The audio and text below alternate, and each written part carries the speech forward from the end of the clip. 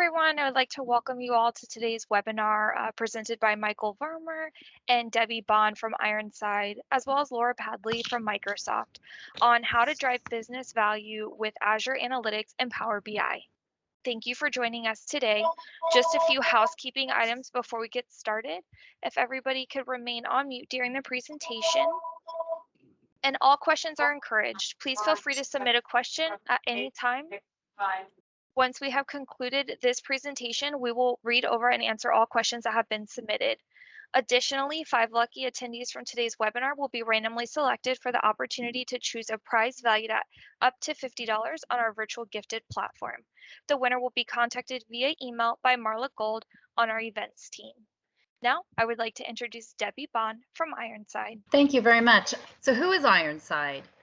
Well, for over 22 years, Ironside has helped clients, over 900 clients, use their data to make better decisions and drive business outcomes.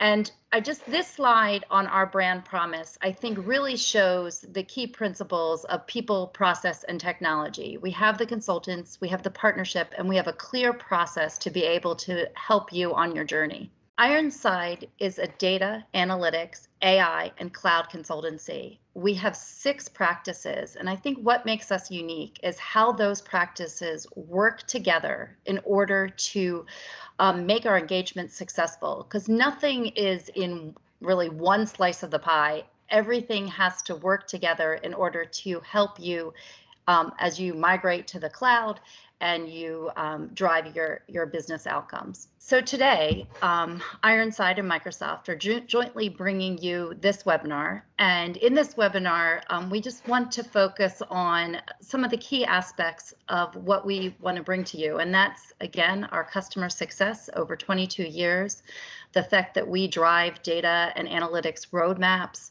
We have a strong enterprise BI capability using Power BI. And what makes engagements unique is really the user experience. It's really helping the way things are displayed, the usability, the adoption of those dashboards and that solution, so that the users are getting the most out of what is the analytics that you're showing. So with that, can you go on to the next slide? We're bringing to you today's webinar to drive your digital transformation to a modern platform using Microsoft Azure. And now I'm going to pass this over to Laura Padley, who is our partner from Microsoft. Microsoft has been working very closely with Ironside from their data and AI team. Thank you so much, Debbie, and welcome everyone. Great to be here with you today. I want to kick us off by talking about driving digital transformation and exactly how we think about that, harnessing data and analytics. So when we talk about digital transformation at Microsoft, we're often talking about transforming operations, empowering employees, and creating new products. Now, what we're really using to harness that digital transformation is data and intelligence. Without this data and intelligence as the lifeblood of transformation, we can't achieve a full digital transformation. And I know that these words can sound large and exciting, but what does that really look like when you think about digitally transforming your company? In the next slide, we have a great video to share with you about work that we've done with Unilever to help transform multiple areas of their business. So Unilever has used digital transformation in multiple areas of their business. So as you're seeing now, they are really getting 360 customer intelligence onto what their customers like, what's being purchased, so that they can actually design new products. They transformed their supply chain, so they have smart factories, smart fleet tracking, and inventory tracking, so they can really take advantage of best-in-time supply chain. They also empower their HR departments with deeper analytics so that they can increase employee satisfaction and retention. So you're really seeing essentially end-to-end across better delighting customers with new products, empowering their employees, and optimizing operations. So they've really hit each area of digital transformation. Now, that sort of transformation can certainly sound daunting, really a full transformation of the business. But the great thing about our data and analytics capabilities is you can start with one line of business, one business challenge. Focus in on that challenge, solving it, harnessing digital transformation in that space, take the learnings from that project, and then move on to the next one. So it's really about partnering with a great partner like Ironside to unlock your first digital transformation opportunities and start your journey. So Microsoft, in talking with business leaders, and this was actually pre-COVID, was really looking at what are the trends around digital transformation. So we see that business leaders, 91% really do see digital transformation as a way of sparking innovation and also finding efficiencies. One of my favorite stats on this slide is actually at the bottom. 64% of business leaders say they have less than 4 years to complete a digital transformation, or they worry they may go out of business. And that was actually pre-COVID. If anything, in these new and dynamically changing times, we've seen that having digital intelligence is more important than ever, from things like supply chain to maximizing the productivity of your workforce, taking care of your people, and providing great customer service. So we've even seen that timeline have increased pressure. So one example of an additional customer that we've worked with in starting on the journey is H&R Block. So they actually moved a lot of their on-premise document and data management into SQL database managed in the cloud. This has actually allowed them to have quicker real-time access to things like transactional data and their documents so that they can better analyze it and perform analytics in the cloud. So this is really sort of one of those projects that's at the beginning of digital transformation, which is simply, taking things that were on-prem and moving them to the cloud for increased efficiency and also cost savings. A little further along the maturity curve, we worked with Walgreens and put Azure Synapse Analytics in place. So prior to having Synapse Analytics, Walgreens really did not have quick ability to analyze their transactional data from their stores. So it was taking 24, 48 hours or even longer to do simple analytics across what are customers purchasing today, what are our stock levels as a result, what products might we want to think about ordering next week or at the end of the month so that we can be meeting customer demands and trends in real time. With Synapse Analytics, they actually have real-time access to that data, and each of their store managers, as along with their corporate teams, are empowered with a dashboard so that they can see and understand trends quickly. And that's really, I think what it's about. It's empowering people to make better decisions and actually have access to the valuable data that they have. So we know that data-driven transformation leads to an increase in revenue performance, faster time to market, improved customer satisfaction, and better profits as a result. With that, I'd love to turn it over to Michael, who will talk more about ways of getting started on this digital transformation. Rapidly, but we're seeing these top 3 systems tend to be top of the list when it comes to the different systems that are moving to the cloud, right? Especially when it comes to ROI. We're seeing that first, most of our customers are tend to moving a lot of their database systems to the cloud, right? And then we're also seeing that followed, if not in tandem, with analytics and reporting, right? And then finally, we're seeing, the infrastructure piece move to the cloud itself. And so these are the 3 main topics that we're going to cover on the next few minutes in different slides. So we're going to start here. Obviously, the cloud itself has, there's a plethora of options and tools that are there. But again, we're seeing our clients that are really considering moving to the cloud or just starting their journey to the cloud. These are the top three systems, again, that they find that tend to have the quickest ROI, right? And again, we're going to see a lot of marketing numbers here, but Gartner estimates that by 2025, obviously 80% of all enterprises will migrate entirely to the cloud, right? From away from on-premise. So again, as hardware and software comes up for renewal, right? Obviously cloud is the natural fit when it comes to just simply a cost side. All right, so again, we're going to cover a lot of topics here, so we're going to jump right into it. So one of the main things that we're seeing again from our clients is they're moving their data to the cloud, right? When we say move data to the cloud, the question is, what are you really moving to the cloud? What does that really mean? And we're talking about databases in this concept, right? So we're seeing that within 3 years, our customers are seeing a 238% total ROI, especially when they're moving to the Azure SQL managed instance, right?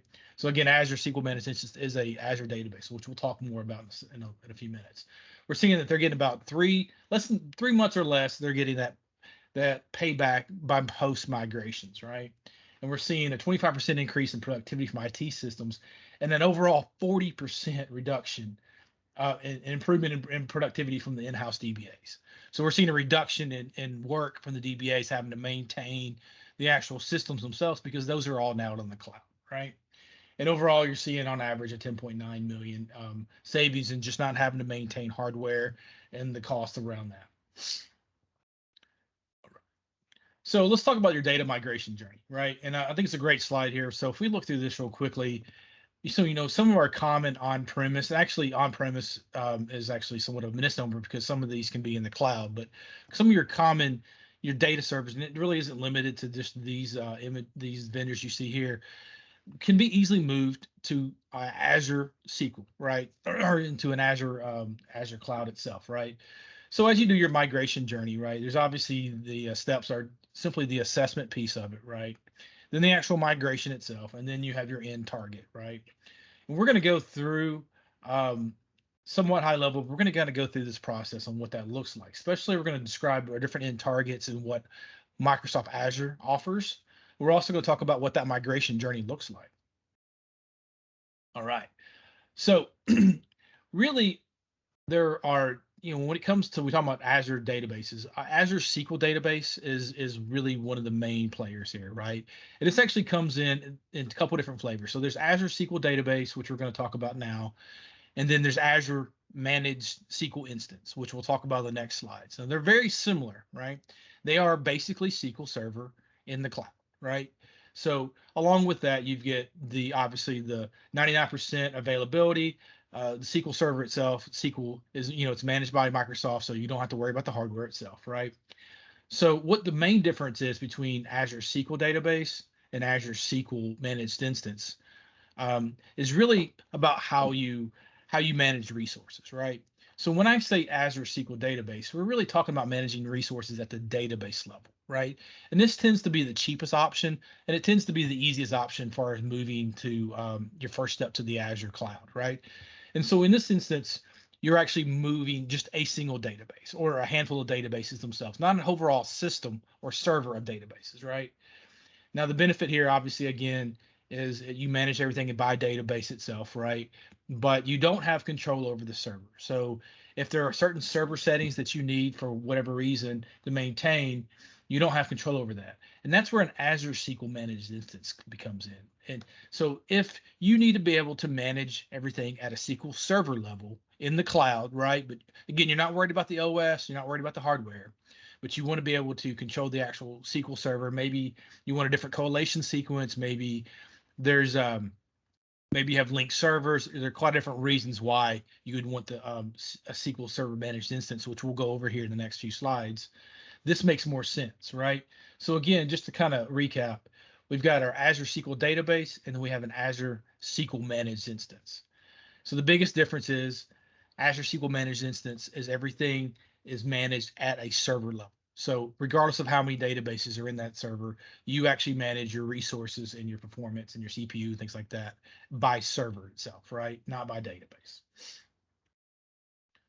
All right, and then we do have a third option, which again, this actually isn't just limited to SQL Server, even though the slide says that. The other option is obviously you can actually stand up a virtual image in Microsoft's cloud, right? Just another virtual server, and you can install SQL Server on that. At that point, you're actually going to have to maintain the whole OS, not only just the SQL Server instance itself, right? But you have full control over that exact environment. This isn't limited, by the way, to SQL Server. If you have Oracle, DB2, et cetera, right? I mean, Microsoft supports multiple versions or multiple flavors of virtual images, right? So you can technically have an Oracle running in the Azure cloud via a virtual image running on Linux, for example. Right? So again, if I just want to point out that this is more than just that, but if you want more control over the whole operating system itself, and not just the Microsoft SQL Server instance, then this would be the option. This is not going to be the most cost effective because it's going to put more maintenance on you, but it's going to give you the most control. Now, again, if you're looking through here, this I think is a great little, chart here. But if you're kind of going through, and your question is like, which one's the best option for me, right? And it may just depend on the situation, but if you really need control of the OS for whatever reason, right? And you maybe need an older version of SQL Server for whatever reason, for backwards compatibility, things like that, right? Then SQL Server on a Azure VM makes the most sense, right? And really, again, you should think of, if you need the control over the operating system, right? And you need an older version of SQL Server, then the VM is going to be the way to go. If you don't need that, and you're really looking at, hey, listen, what I really want to do is, my next option is to, do I have linked servers, right? If I don't have linked servers, I don't have cross database transactions, things like that, I can actually move to Azure managed instance, right? So the Azure managed instance is a better way to go because you've got, the options to, and it's cheaper. I mean, or at least it gives you more flexibility, but it allows you to manage things at a server level. And your cheapest, and I guess most efficient option potentially is actually, if you don't care about the link server, cross database transactions, things like that, then really Azure SQL database, right, is your best option. And again, Azure SQL managed instance, you're managing an instance of SQL Server, and you deploy your databases, however many you want, into that instance. Whereas an Azure SQL database, you just deploy the database. You don't have any control over the actual server itself. You have everything is driven by the database, security, things like that, right? So that's going to be kind of again, how this breaks down and what your best options are here, right? And I know that's confusing for a lot of people up front, but there are two different offerings from a SQL Server standpoint, not counting the virtual image, because that could be really anything, right? All right. Now looking forward towards the future, right? So what is Microsoft's big data analytics offering, right? So we're talking about these massive parallel processing cloud databases, right? And we're talking about terabytes of data, right? This is the future world where you need, the absolute premium capacity, premium horsepower. So Azure Synapse is basically that solution. It previously was called, I believe, SQL Server Data Warehouse. Azure Synapse is now the progression of SQL Server Data Warehouse. It is SQL Server on steroids, but it's actually much, much more than that. And we're going to go into a couple of slides around what that really looks like. But think of this as, your big data, machine learning, just much, much more than just a standard data warehouse, right? Also, Azure has a HD Insight, which supports obviously the Apache Spark, the Apache Hadoop, things like that. And then you have if you're a Databricks customer, you have Azure Databricks, which is Databricks in Azure itself, right? Which supports all the standard Databricks functionality. So Azure Synapse is really the thing we want to really talk about. And that really, again, I think that's the future where everybody's going, right? As the world continues to build and acquire more high volumes of data, we start to store data unstructured. You start storing data in data lakes, things like that. Then Azure Synapse is the solution, right? It's going to be the solution for you. And so if we look at that as Azure Synapse competes with its competitors, so some of its competitors obviously are Amazon Redshift, but Snowflake being probably the biggest, visible, multi-parallel processing database that's out there these days, right? And then obviously Google BigQuery. You can see that from a cost saving standpoint, Azure Synapse is actually significantly cheaper than all of its competitors, right? So on average, we're seeing our customers are seeing a 270% return on investment when moving to Azure Synapse and leveraging Power BI for their reporting and analytics. 60% increased customer satisfaction, 20% faster time to insights, and obviously 20% lower total cost of ownership, right? So the messaging here is, again, Azure Synapse and Power BI is a proven winner across the board. Now, we talked about our database offerings, right? So the other thing is you obviously have ETL. Everybody has it, and you have ETL on premise now. And the question is where does that go? Where does that live in the future? And in the cloud, that is now becomes Azure Data Factory. So Azure Data Factory is, in all essence, is actual SQL or SSIS, SQL Server Integration Services in the cloud. It's much more than SSIS, so I don't want to, paint it into a corner here. It's just SSIS. It's actually SSIS that we'll say on steroids, even though it's overused, but it is it's quite powerful, but it is built off of that core concept of SSIS. And actually, if you look, SSIS itself is actually, connects natively to Azure Data Factory. So you build it, you can model and build your actual code on premise, and then you can kick off your builds, and those would actually run in the cloud itself, right? So again, that's what we're seeing our clients move a lot of their ETL to the Azure Data Factory. And Azure Data Factory is heavily integrated into all of the Microsoft products, right? So Synapse for sure out of the box. Obviously, it's going to connect to all the plethora of data sources that are out there. And when we're talking about the different built-in data connectors, you look at all the cloud databases out there now. So not only does it connect to obviously all your on-prem data sources without any issue, it can also connect to all the cloud databases, being obviously the Azure SQL databases. You're talking about Amazon Redshift. It can connect to SAP HANA, Salesforce.com, MongoDB, whatever it has. It's regardless of the location. So you might have databases in Google, or maybe you have those in AWS, et cetera. It's irrelevant because it's all cloud-based, right? Because it's cloud-based, it can connect all of those instances. And again, you manage that through the Azure Data Factory. So you could, in essence, also have your data on premise. So maybe you have your data on premise, and you pipeline that into Azure Data Factory, and that new data can reside in the cloud. Technically, you could push it back to another on-premise database. Obviously, you'd probably want to stick with the cloud. That makes the most sense. But again, all that processing power, things like that, that's going to reside in the cloud. So you get to leverage all the capabilities around that, right? Especially, when it comes to not having to manage and maintain any hardware or scalability. The scalability of the cloud is phenomenal. All right. And as we move forward to this, we're going to talk about the actual migration of a database, right? And further on, we're going to talk about the migrations of servers to the cloud. So actually, Microsoft or Azure itself has an actual migration service, right? And it's actually called Azure Migration Service. It's a phenomenal tool. And it actually is like a command center / dashboard that shows you all your assets, where it exists right now from a migration standpoint. And it actually does the lift and shift for you for not only just your databases, but also your servers and some of your web development components, right?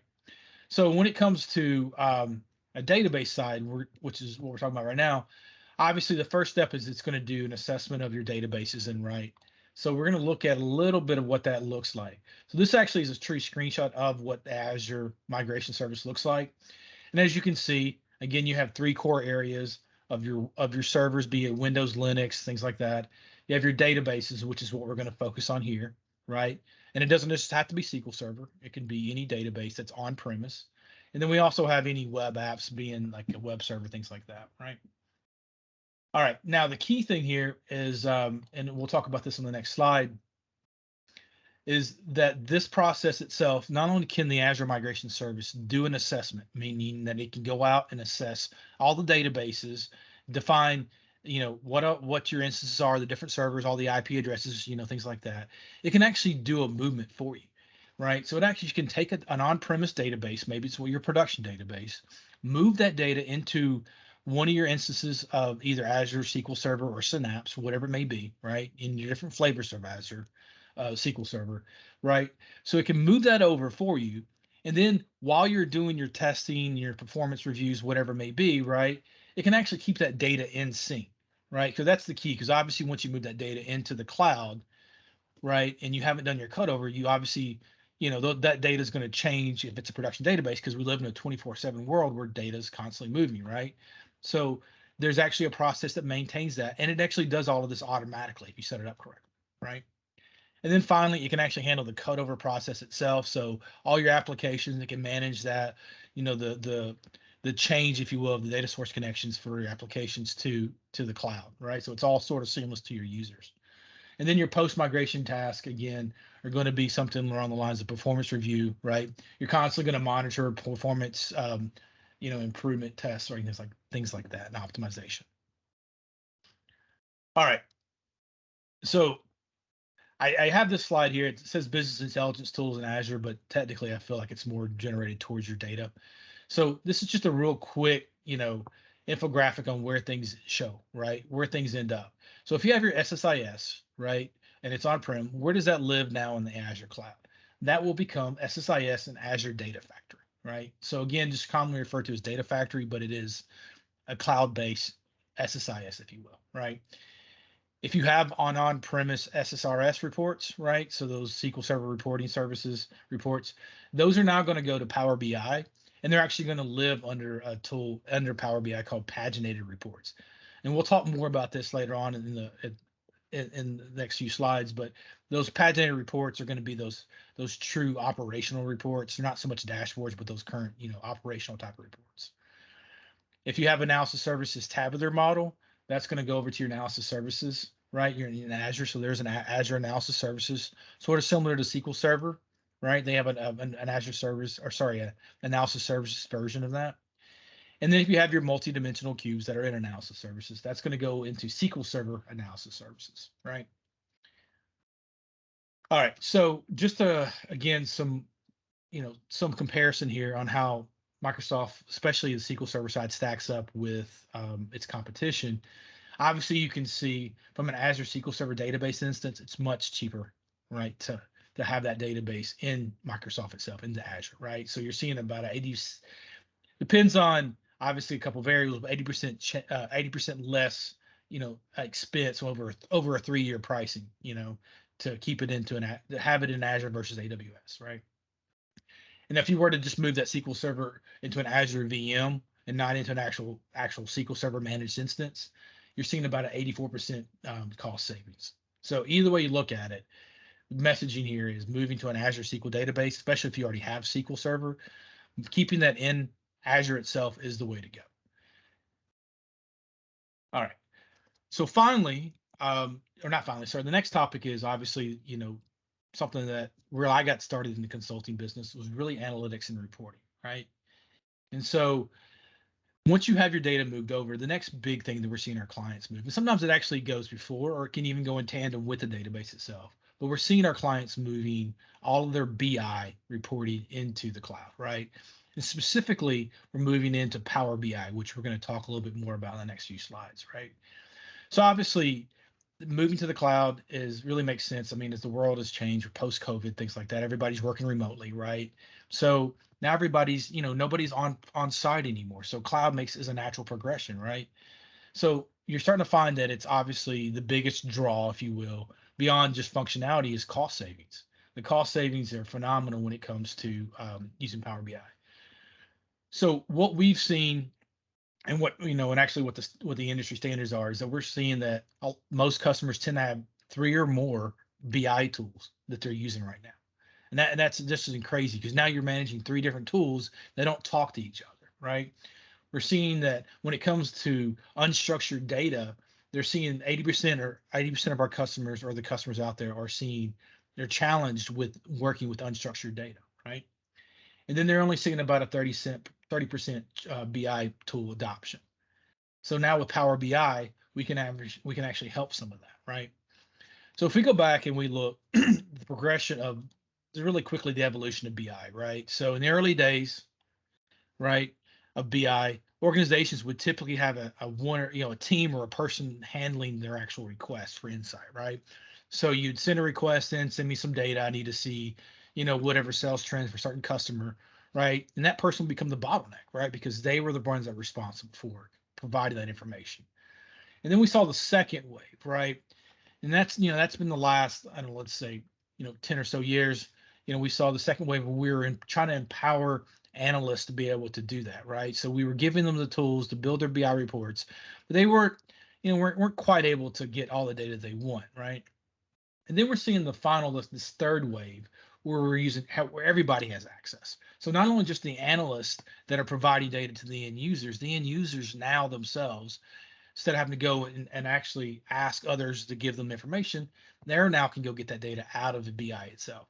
And again, that's where Power BI is really, is really becoming the leader, is that it actually supports not only just the analysts, right, but the actual individual users. It's simplistic enough to use that the end users can go and pull back that data that they need, right? All right. So Power BI can help.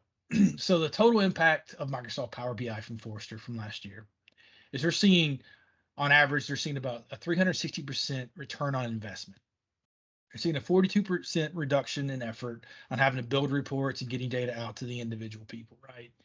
And then this is pretty amazing. 125 hours 125 hours are being saved each year per user, right?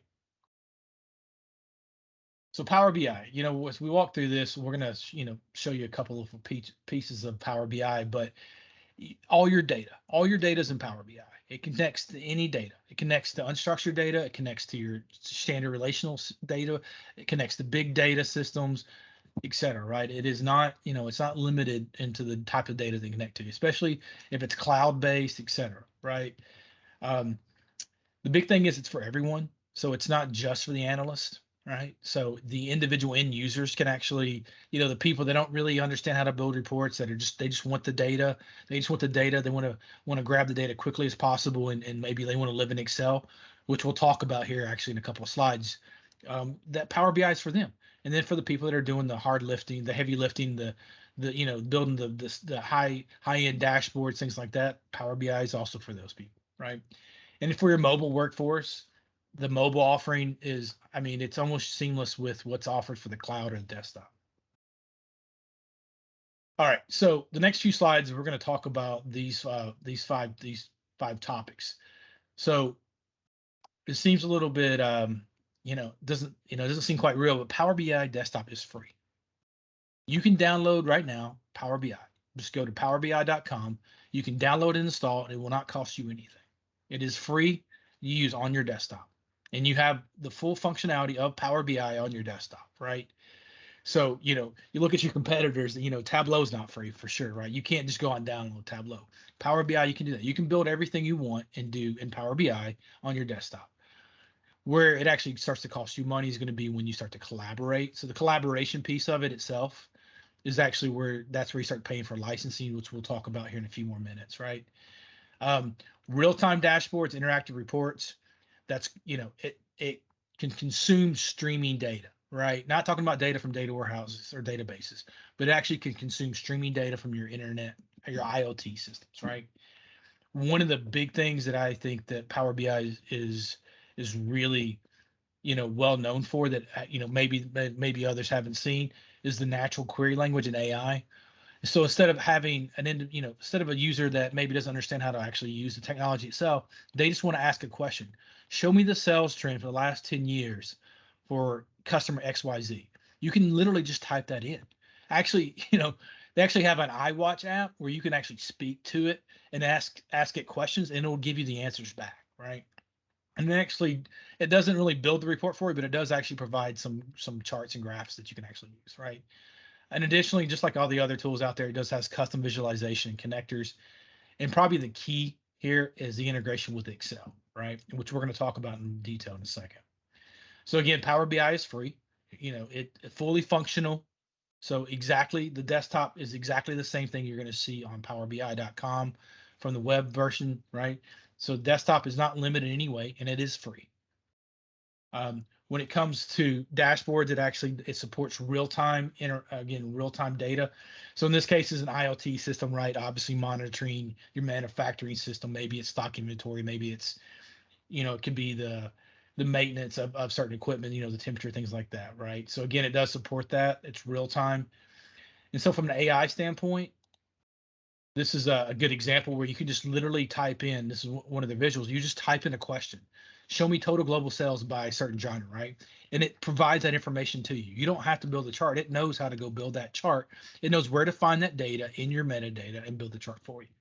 Not only that, it can actually show you what your key influences are. It can look at your data and say, hey, look, this is what's driving maybe inventory levels. Maybe it's this is what's driving an increase in sales, things like that. So it is in business intelligence. It actually brings the actual true intelligence to the tool set itself, right?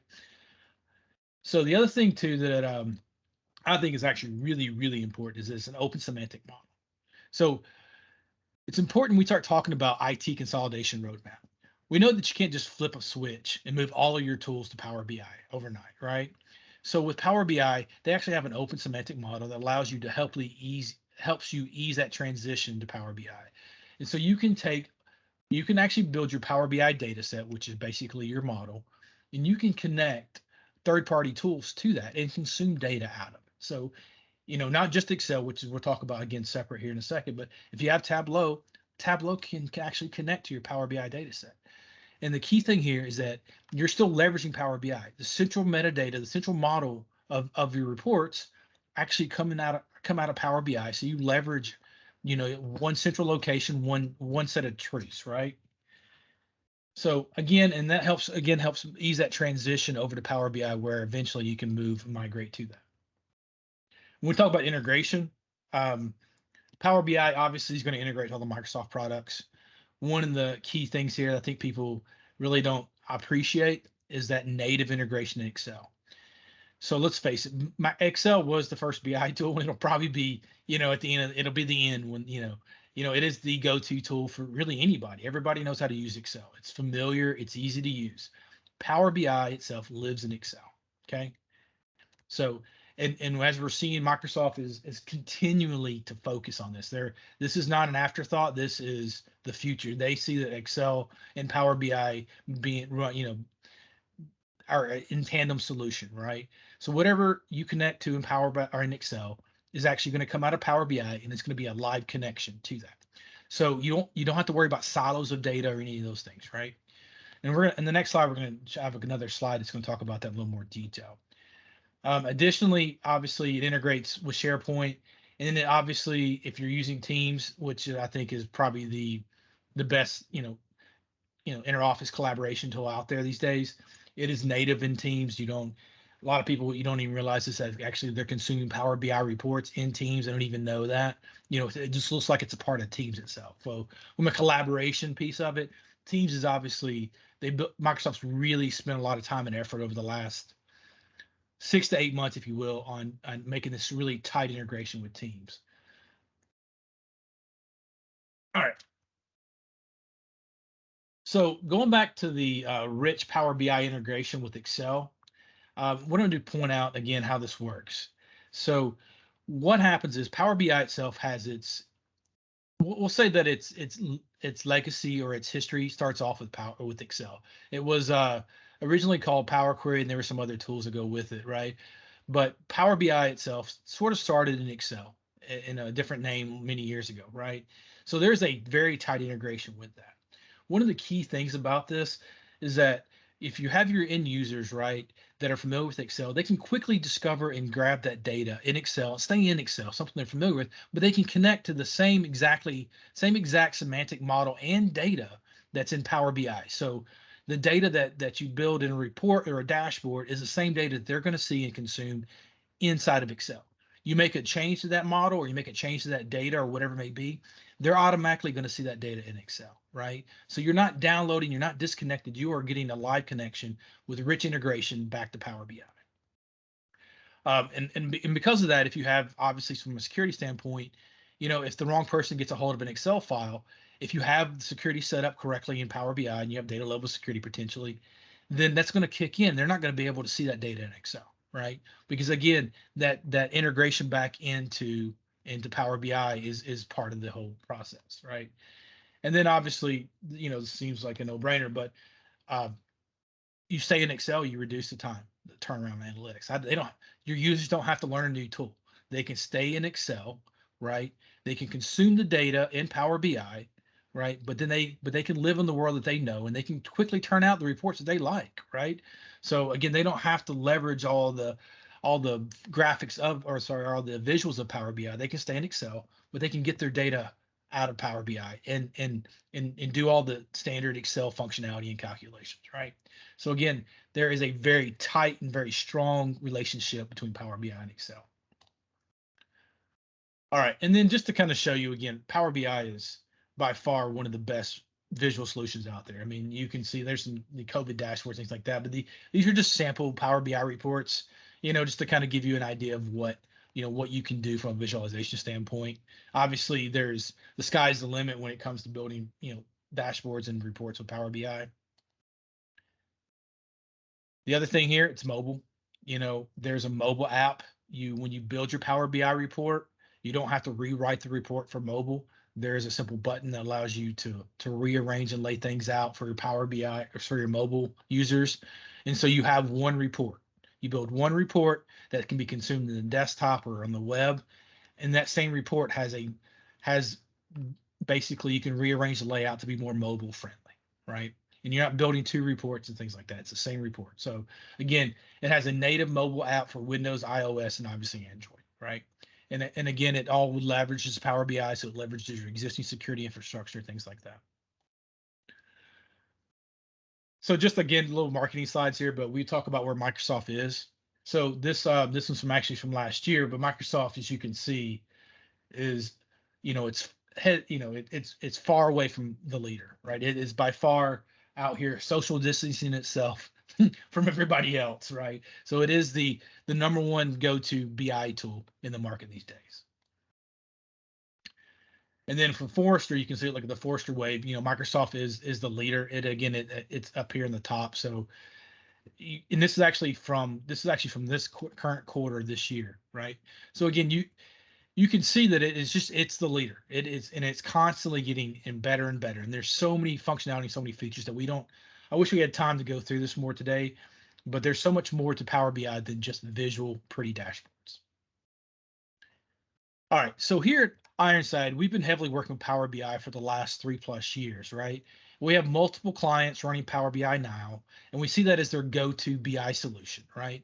So we're seeing more and more of our existing customers moving from their legacy tools to Power BI naturally, right? And then, really Power BI itself is really, I mean, it's made a drastic improvement over the last, let's say, 2 to 3 years now. So it is by far, again, we've already seen it is the market leader, and there's a reason behind that, right? Every day there's new functionality, new tool sets coming out with it, and they're not slowing down anytime soon, right? So at Ironside, we've actually implemented quite a few successful Power BI projects. And so here's just a couple examples of what we've done already. So this is a great dashboard that one of my colleagues built. This is actually for one of the largest U.S. domestic real estate market leaders in the country right now. So again, we were able to work with these guys and build this amazing dashboard to help leverage their information. Also, we have a major global apparel retailer that we built some amazing dashboards for these guys too. So Ironside, again, as a company, has been working with Power BI for many years now. And we have quite a bit of our clients are either in the process of moving to Power BI or already on it. All right. One of our offerings here as part of our dashboards are part of our migrations, or sorry, part of our leveraging of Power BI is that Ironside itself offers what we call a dashboard in 10 days. What a dashboard in 10 days, it's actually much more than just a POC. But you can kind of think of it as a POC, but it's actually quite a bit more than that. What a dashboard in 10 days actually really is we actually build out a productionized dashboard itself, right, over a 10-day period, right? And then at the end of the day, we also provide knowledge transfer to the customer. So that makes it much more than just a standard POC, because we're actually enabling you to be on Power BI, right? Not just to build a canned solution that's a throwaway. So again, Power BI in 10 days. We also are offering, and actually Microsoft itself offers quite a bit of these, what they call dashboard in a day. So what these really are, they say a day, but it's really more like a couple hours. And it's kind of like a crash course on Power BI, right? So, and it's free. So Microsoft, again, is heavily committed to their customers to be able to learn Power BI, right? And this is in this case, this one's a dashboard in a day, so it's a crash course. There's an admin in a day. There's a visualization in a day. There's quite a different flavors of this in a day online training. And Ironside itself also has some of these that we can offer.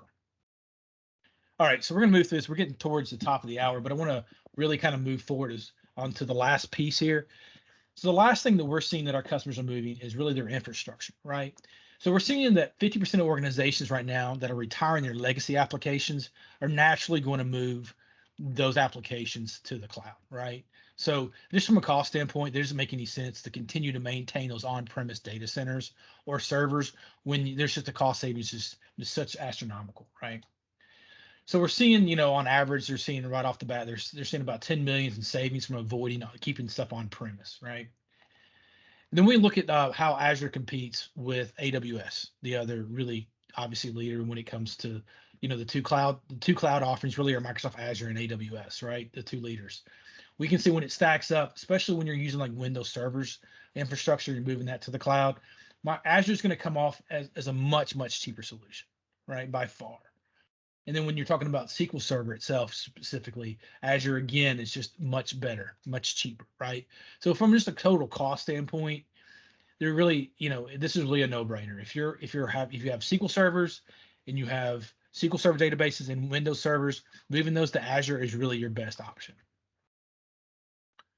All right, and then we won't go through all of these, but what I do want to point out some of the infrastructure offerings that Microsoft has, virtual machines right now. So obviously, you have an on-premise server. Where does that live? It's basically a virtual server in the cloud.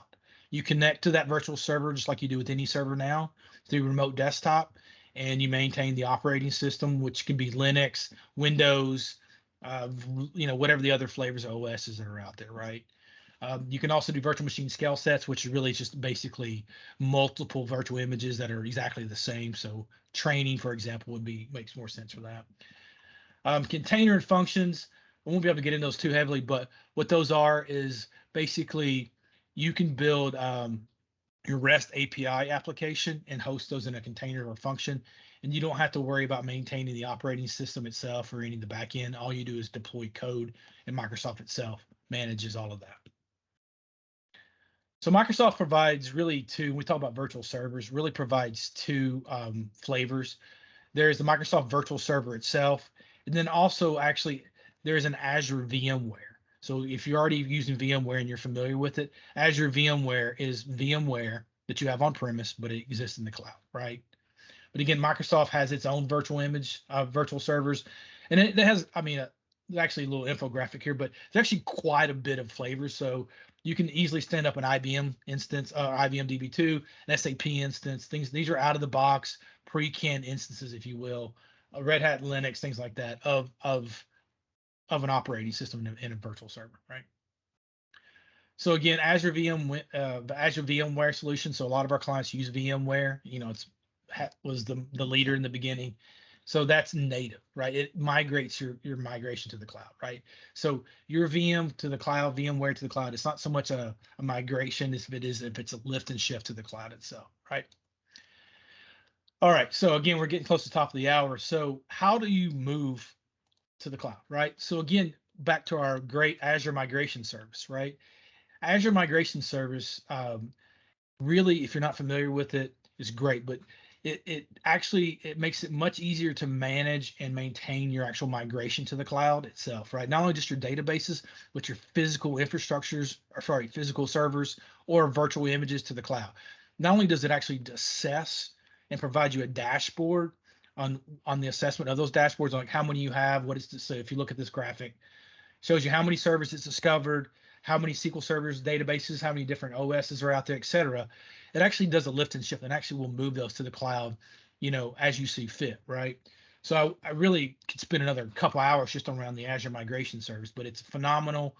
The key to this is it's not an easy button. So, you're going to need to partner with somebody that actually knows how to have done this before, like Ironside.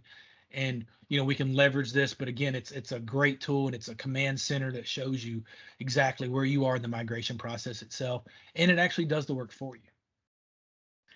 All right, well, I appreciate you guys listening to me. So we are at the end of our slides, and I know that was a lot thrown at you at one time, but we're going to go on to our Q&A here. So I believe, Debbie, you are in charge of taking some of the answers here. So do we have any answers from, or any questions, excuse me, from our... Any answers? Yeah, everybody's Any given questions? answers. Any questions? Sorry. Well, actually, there's been some questions in the chat, and Laura and Harish have been helping folks answer those questions. Oh, great. But I know, like, as we were prepping for this, we had some sort of comments and questions on our own. So since we have a couple of minutes, let's just see if you could sort of highlight some of those things for the folks on the audience. Can you sort of describe some of the just clear, concise benefits of using Azure over other cloud solutions and cloud vendors? Yeah, really, it really comes down to cost savings. Cost savings is probably the key. I mean, it's just a cheaper option. The other one is going to be familiarity. So let's face it, everybody is probably using, you probably might realize, but you're already using Azure. If you have Exchange email servers, or you have Active Directory, you're probably already leveraging Azure AD, right? So you already have an Azure admin technically already in your environment. So it's a natural fit right into your environment. Most companies are using Office 365.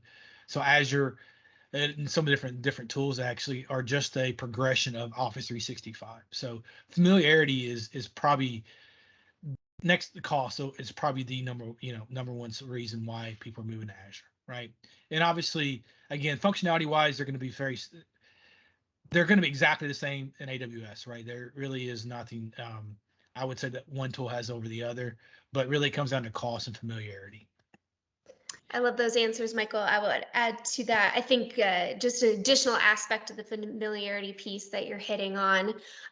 We really are designing the products with the full Microsoft and Azure platform in mind. So the interoperability between the analytics products, Power BI, your full Office suite, that's a number one priority of Microsoft, making sure that our platform works seamlessly together across productivity tools and cloud data analytics tools. So that is certainly a part of the familiarity piece and the cost savings piece as well, having a cohesive ecosystem of tools. Yeah, I think it's a good answer. I like that. Yeah. Yeah, and just to add to that, right, when we say cost savings, right, so what it really means, one aspect of it is the investments that you have already made on-prem, maybe you can just leverage that. So we have something called a hub, Azure Hybrid Benefit, which means the licenses, for example, for SQL Server, you are already using, once you're moving to the cloud, you don't just, Right. they're not useless anymore. You can just bring them to the cloud, and, it reduces your cost. It factors that license cost and kind of reduces your Azure cost. So all those things basically add up. And then, as you know, it's Microsoft products. If you're moving from SQL to cloud, then it's kind of a natural fit in terms of Microsoft knows its products best, and these are all managed services. So we know behind the scenes what's happening, and we are able to kind of manage it for you, right? The PaaS services. So it's a natural fit considering all that. Yeah, that's a great point. Yeah. I should have put that in my slide. I do really like that. If you have licenses already, those easily migrate to the cloud, right? Yep. So right. Yep. And then those tools that Michael showed that help you with the migration and monitor the migration, right? That's the piece of that Harish is mentioning about knowing our own on-prem to cloud path best and being able to make that the easiest transition. So I think Michael highlighted what that process looks like in the presentation as well, which is great. Right. And, Microsoft is a software company. I mean, if we look at the other competitors, Microsoft, they started off, they've always been a software company, Amazon Web Service, Amazon's a retail firm, right? Obviously, Microsoft understands what it is to be a software firm. Yeah. Again, I just want to point out one of the key takeaways here for a follow-up. Here's the great email address. from Ironside. We have a website. Obviously, you can go on there and find the same thing.